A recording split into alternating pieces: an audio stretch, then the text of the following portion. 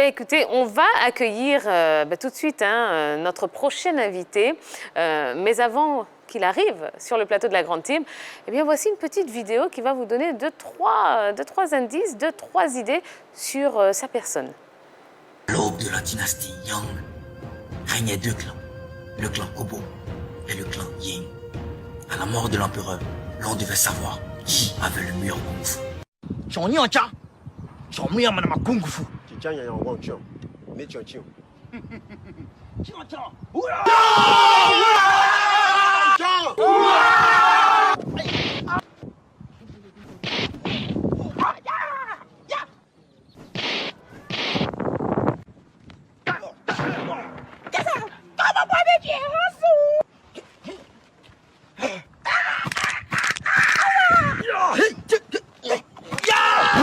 Malade, mais tu m'as pourquoi? Tu m'as pourquoi? Vidéo là. Soka kaka yaro paka yaro. Nani ma sanata nyani sinakare ma sata nyani sinakare.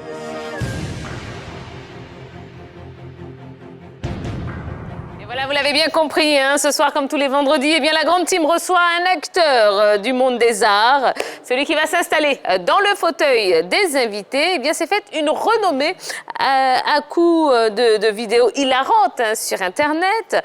Bon, vous l'avez vu, il s'agit d'Ange Freddy qui sera là dans quelques instants. Ange Freddy, on rigole beaucoup devant ces vidéos. C'est vraiment l'un des web humoristes qui a révolutionné cet art en Côte d'Ivoire ces dernières années. Franchement, il fait partie de cette génération qui n'est même plus montante, qui est confirmée, et c'est véritablement un artiste que j'aime beaucoup. D'accord. Oui, bon, je l'aime beaucoup. Il a gagné plusieurs trophées dans cette catégorie. Et surtout, la vidéo que nous venons de voir, bon, je l'ai revue à plusieurs reprises avec la petite partie là, mais pourquoi tu m'as mordu? Parce que c'était pas dans le scénario. C'était pas dans le scénario au début, mais arrivé à un moment, ben voilà, il y a un acteur qui a changé le scénario et qui a usé de ses dents pour. Voilà, donc, il a usé de ses dents. Ah, mais on mord avec les dents. Comme Luis Suarez, quoi. Voilà. Il a fait un peu à la Luis Suarez et ça a changé un peu la chose. Voilà, c'est quelqu'un de talentueux. Et ben, on espère qu'on va se marrer. Eh bien, écoutez, on va le savoir tout de suite. On sera fixé. Merci d'accueillir sur le plateau de la Grande Team Ange Freddy. On peut l'applaudir. Ben oui, évidemment. Bonsoir Ange Freddy. Bonsoir. Comment allez-vous? Ça va bien. On est content de vous recevoir sur le plateau de la Grande Team. Alors, ce que beaucoup de personnes ignorent, c'est que Ange Freddy compte pas mal de potes dans le milieu du foot. La preuve en images.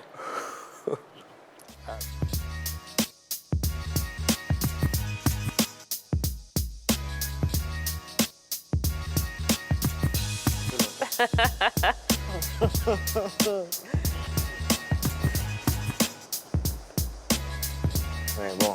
Ça, c'est le vieux père du quartier. C'est mon vieux père. Mais en fait, on ne s'aime pas. On a trop de divergences niveau foot. Mais je dois le respecter.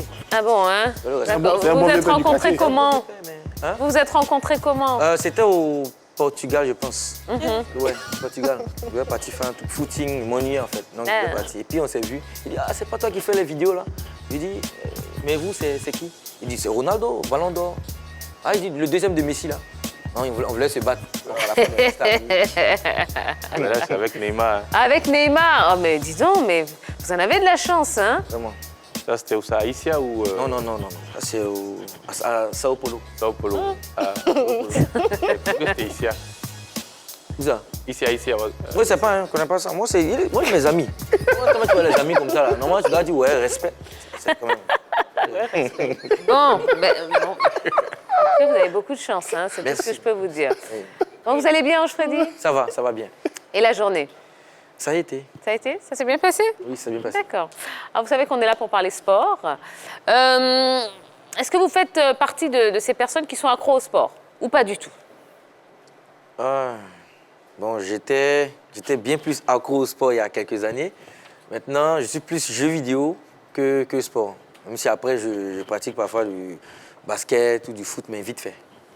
D'accord, jeux vidéo donc. Ok. Alors c'est vrai que la plupart des jeunes garçons sont fans de foot ici. Est-ce que c'est votre cas? Bien sûr. bien sûr. Je suis un gros fan de foot même. D'accord. Ouais. Donc forcément, on va vous demander quelles équipes vous soutenez. Barcelone, la meilleure équipe. Comme si c'est une Non, non, évidence. faut faire attention. Non, non, mais Faut faire attention, non, mais faut faire attention. non. Faut faire attention. Barcelone, c'est la meilleure équipe. Faut faire attention. Voilà. Barcelone, c'est la meilleure équipe. Oui, Faut faire attention.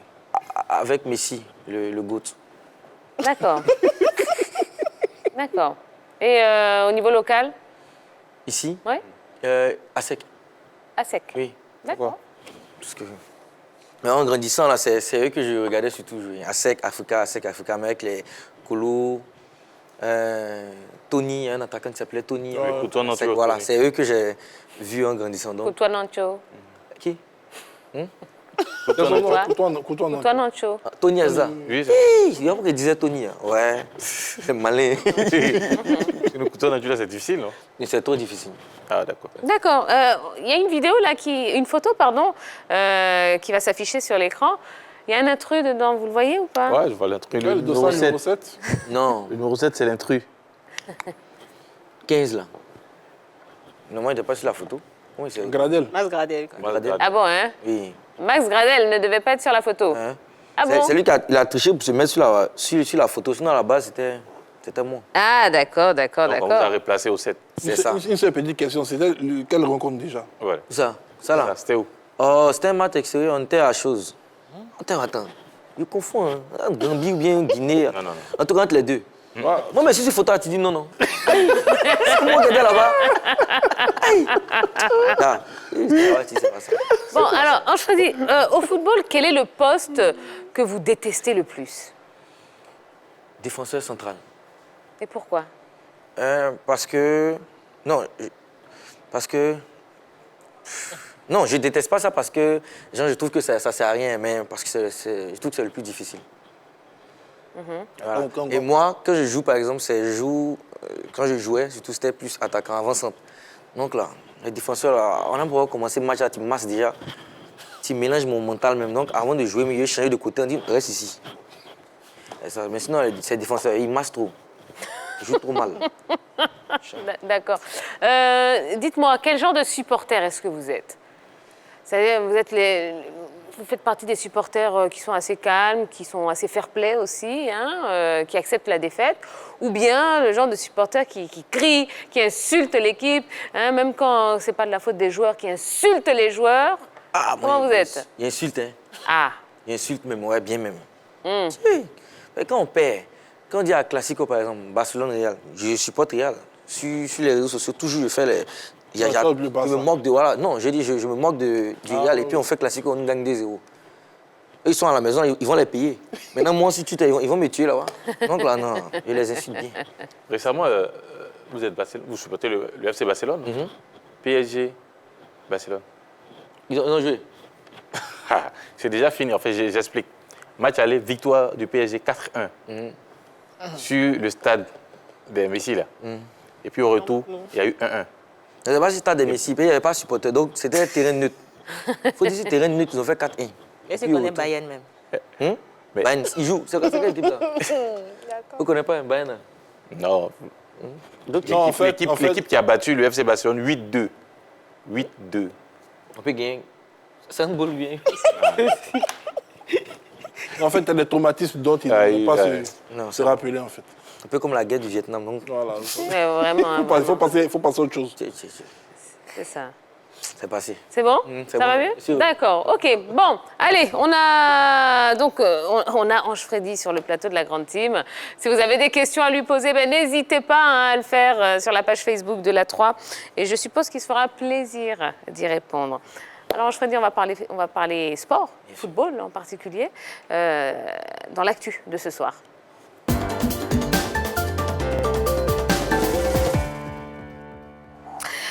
Et ce vendredi a été effectué le tirage au sort des quarts de finale de la Ligue des champions de l'UEFA. Quelles sont les affiches? Eh bien, on va découvrir toutes ces belles rencontres qui nous attendent en compagnie de Dorgelès, qui arrive à petite foulée sur le plateau de la Grande Team. Hola, tía. Hola, Dorgelès, ¿qué tal? Muy bien, muy bien. Merci. Ah, mais, non, on cherchait un traducteur tout à l'heure. là. Franchement, Ça coûte cher. Hein? Deux mots, ça coûte cher, la traduction. Bonjour, vous allez bien? Oui, ça coûte très cher. J'ai pas envie de répondre. D'accord, bon, allez, est-ce qu'on peut voir ces affiches des quarts de finale parce que c'est ce qui nous intéresse. Oui, Manchester City, Borussia Dortmund, le premier de Premier League contre le 5e, bien sûr, de la Bundesliga, donc avec Haaland, le meilleur buteur de la C1. Real Madrid, Liverpool, retrouvailles entre ces deux clubs après la finale perdue par les Reds en 2018. Après avoir battu la Juventus lors des 8e de finale, Porto jouera contre Chelsea de Thomas Tuchel, 4e de Premier League. Et puis des retrouvailles entre le Bayern Munich et le Paris Saint-Germain, les deux derniers finalistes de la Ligue des Champions. Ça sera chaud. Mais pour moi, je te dis que tu n'as pas donné l'affiche du Barça, là. Ils vont regarder à la maison. Ah, merci beaucoup. Ange-Freddy, Yakou. Ils seront à la maison pour suivre. Juventus aussi. Mais Real est là-bas. Real est là-bas. Mais oui, ça, Real est là-bas, mais l'autre là, il est là-bas aussi. Donc nous donne là-bas. Voilà. Bon, allez, commentaires concernant donc ces affiches des quarts de finale de l'UEFA Champions League. De très belles affiches, notamment le Real de Madrid face à l'équipe de Liverpool. Les deux équipes ont déjà joué une finale remportée par le Real de Madrid. Et puis, ça sera aussi voilà, les deux derniers finalistes, notamment le Bayern face à l'équipe du Paris Saint-Germain. D'aucuns disent que c'est le gros test, le plus gros test pour cette équipe du Paris Saint-Germain dans cette compétition. Ça va permettre peut-être, en cas de victoire ou en cas de qualification à cette équipe de Paris, quand même de pouvoir désormais être considéré comme, je dirais, les grands d'Europe, parce qu'il faut battre aussi d'autres grosses équipes pour pouvoir être considéré grands d'Europe. Et puis l'équipe de Chelsea face à Porto. Quand même, Chelsea, qui je pense a hérité du bon tirage ou de l'équipe la plus abordable, même si il faut y mettre quand même quelques réserves, puisque cette équipe de Porto a éliminé la Juventus de Turin, mais ça demeure quand même abordable pour cette équipe de Chelsea de Thomas Tuchel.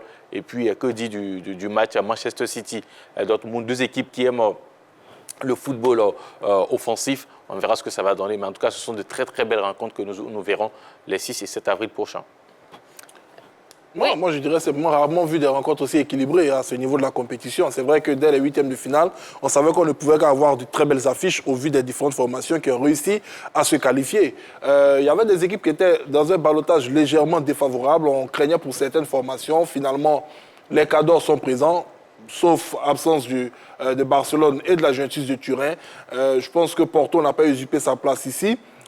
Tout comme la formation de Liverpool qui n'est pas, disons, en très grande forme du côté de la Première Ligue. Voilà, on aura des rencontres assez relevées. C'est notamment une opposition face au Real Madrid. Deux formations qui, entre guillemets, se cherchent, même si le Real est toujours en course pour la Ligue espagnole. Du côté de Liverpool, je pense que le championnat s'est complètement passé à autre chose. On va avoir quand même une très belle affiche. Bon, Henry a déjà planté le décor des autres confrontation. On attendra de voir ce que cela va donner. Mais une chose est sûre et certaine, c'est un plateau qui est très relevé et il y aura forcément du spectacle. Ange-Freddy, est-ce qu'il y a une affiche qui vous attire particulièrement? Oui, Bayern, PSG. Pour vous, c'est le gros choc de ces quarts de finale? Le gros choc de ces quarts de finale. Bon, c'est deux grands prétendants. Je pense que c'est top 3. Donc, ils ont vraiment plus de chances de remporter cette... Oui, le vainqueur de cette course. Voilà. Donc, on voyait peut-être ce match-là peut-être en demi-finale ou peut-être en finale, tout ça. Donc là, en quart de finale, déjà, c'est une finale avant la finale. Ouais. Et puis, il ne faudrait pas oublier de noter également que dans ce tableau, il y a quand même le vainqueur de Bayern Paris, je crois, croise le vainqueur de Manchester City Dortmund. Bien sûr, bien sûr. Là, c'est vraiment encore une marge... encore au-dessus. Absolument. Yellow, pour vous, c'est quoi le choc de ces affiches? Incontestablement, Bayern Munich contre le PSG. Déjà, on va espérer peut-être une remontada, je ne sais pas comment on dit ça en allemand, mais peut-être une remontada du Paris Saint-Germain parce que... je ne vais pas me lancer en allemand, non. Bon. Peut-être une remontada on va chercher pour lundi. Non. Comment ça? On va chercher pour lundi. Voilà, parce que le Bayern aussi, c'est le tenant du titre, donc ce ne sera pas véritable. Ce ne sera pas facile pour le PSG avec Lewandowski aussi qui est très en feu. Et puis, il y a la confrontation du Real de Madrid contre Liverpool à la finale 2018. Ils se sont déjà rencontrés, donc ce sera quand même chaud. Vous êtes d'accord, messieurs? Gros choc? Bien sûr. Gros choc entre Real et Liverpool, surtout que les deux équipes quand même sont un peu en méforme. L'équipe du Real de Madrid se cherche, c'est vrai, ils sont deuxième ou souvent troisième, mais ils se cherchent du côté de la Liga, même au niveau du jeu. C'est souvent un peu tiré par le cheveu.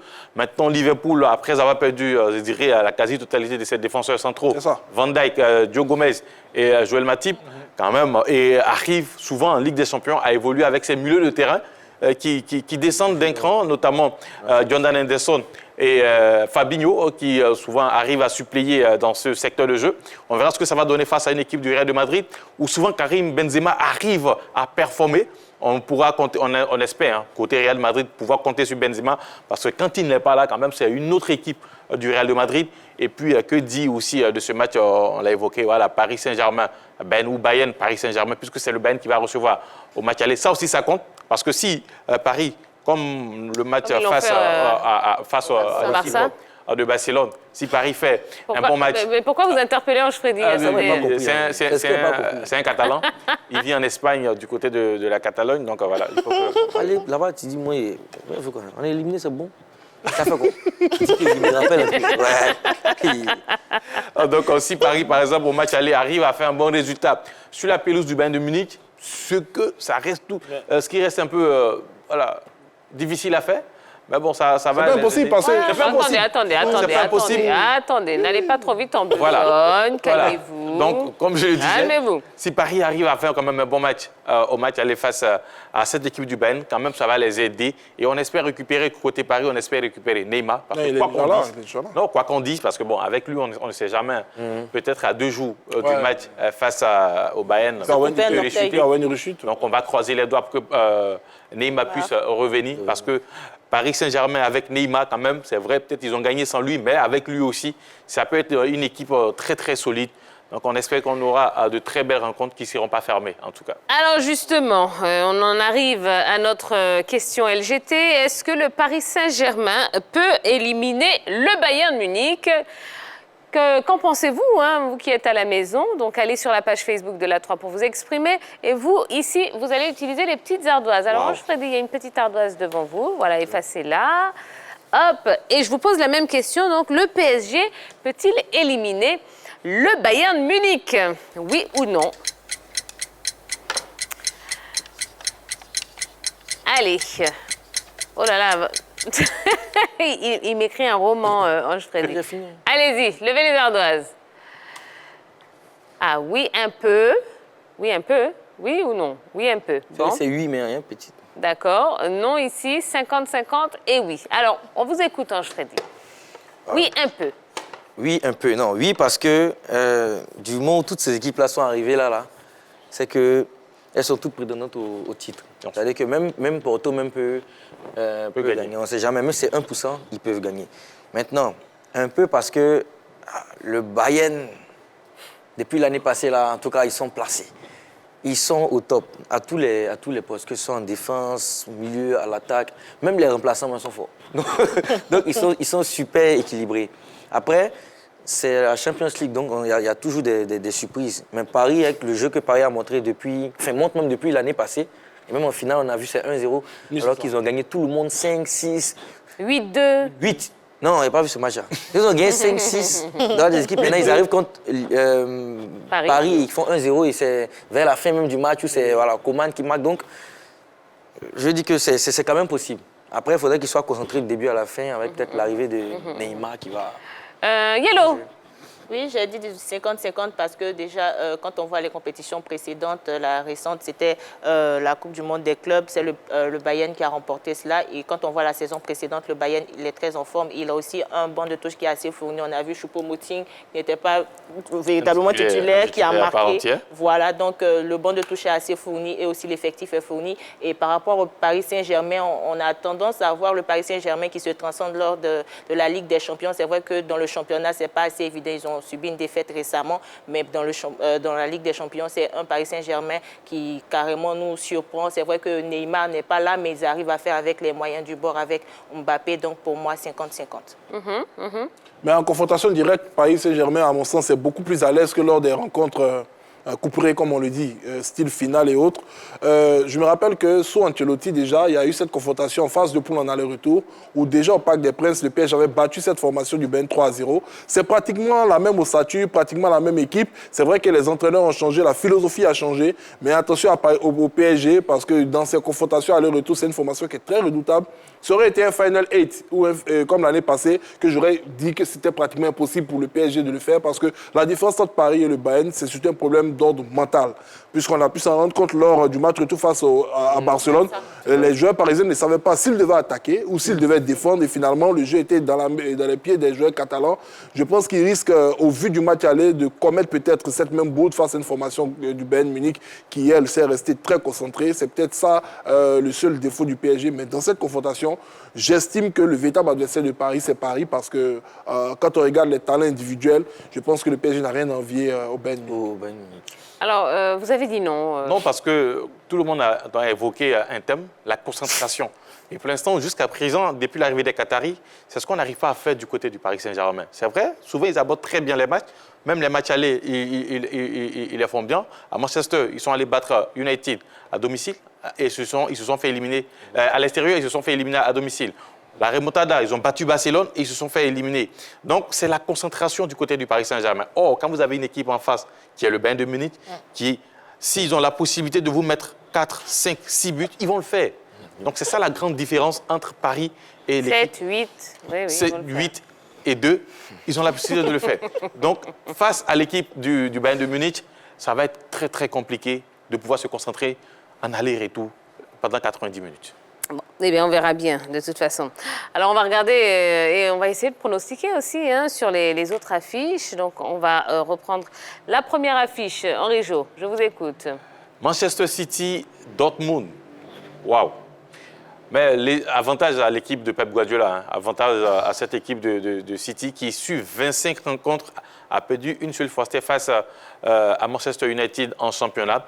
Donc, une équipe de City qui a changé sa manière de jouer, qui ne garde plus le ballon longtemps au milieu, qui balance et qui souvent arrive à mettre l'adversaire en difficulté. En face, on a une équipe de Dortmund qui peut compter aussi sur Haaland, meilleur buteur de la compétition en Ligue des Champions, bien sûr, 10 buts depuis pronostic, début de cette compétition. S'il vous plaît. Donc voilà, City pas favori dans ce match face à Dortmund. D'accord. Même question pour Ange Freddy, la même rencontre.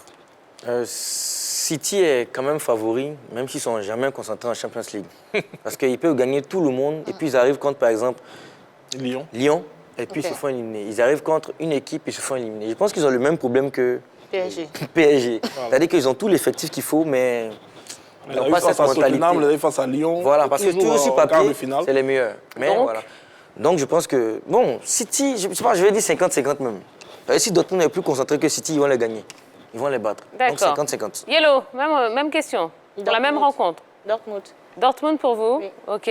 Plafond de verre, moi je pense que Dortmund va battre City. City, ils ont un plafond de verre en quart de finale. Est-ce qu'ils vont pouvoir... Superstition. Non, mais ils ont déjà joué une demi-finale face au Real. Oh, je dis, ils ont un plafond de verre. C'est dans leur habitude aujourd'hui, donc je pense que Dortmund va... Dortmund. OK, on va regarder la deuxième affiche. Qu'est-ce que c'est, Henri Jo? La deuxième affiche, Real Liverpool. Real. OK. Real. OK. Ange Freddy. Real. Je pense que c'est Real. Yellow. Real. OK. Ben, Real, ils ont toutes leurs chances. Parce que contrairement à Liverpool qui ne va pas récupérer l'ensemble de ses défenseurs, du côté de Madrid, ils vont récupérer Casemiro qui était suspendu lors du match retour face à l'Atalanta. Et ils ont Ramos qui est en train de revenir petit à petit en puissance, plus Benzema. Voilà. Ils ont la colonne vertébrale qui va se reconstituer. Asensio est en train de prendre confiance. Vinicius prend confiance. Bon, je pense que pour l'instant, tout marche pour le Real Madrid. Je les vois favoris. D'accord. Et puis, l'autre rencontre, donc, entre Porto et Chelsea. Porto. Porto pour vous? Bien sûr. OK. Non, Chelsea. OK. Chelsea. OK. La solidité, Chelsea. Chelsea pour vous? Ouais. D'accord. Porto, ils sont passés d'extrémistes quand même. Donc, Mais ils sont passés. oui, mais Pas pour occupation. Oui, je sais, mais... Quand on regarde ce que Chelsea a fait face à l'Atlético de Madrid, c'est vraiment très fort. C'est vraiment très fort. On verra. D'ailleurs, d'accord. Et bon, on va quand même pronostiquer, Bayern-Paris. Bayern. Bayern? Bayern. Ouais. C'est dur, hein? Vous savez, c'est dur. Paris, ça fait Bayern, Non. Paris. Ouais, Bayern, Paris. Bayern, hein? Bayern, Paris.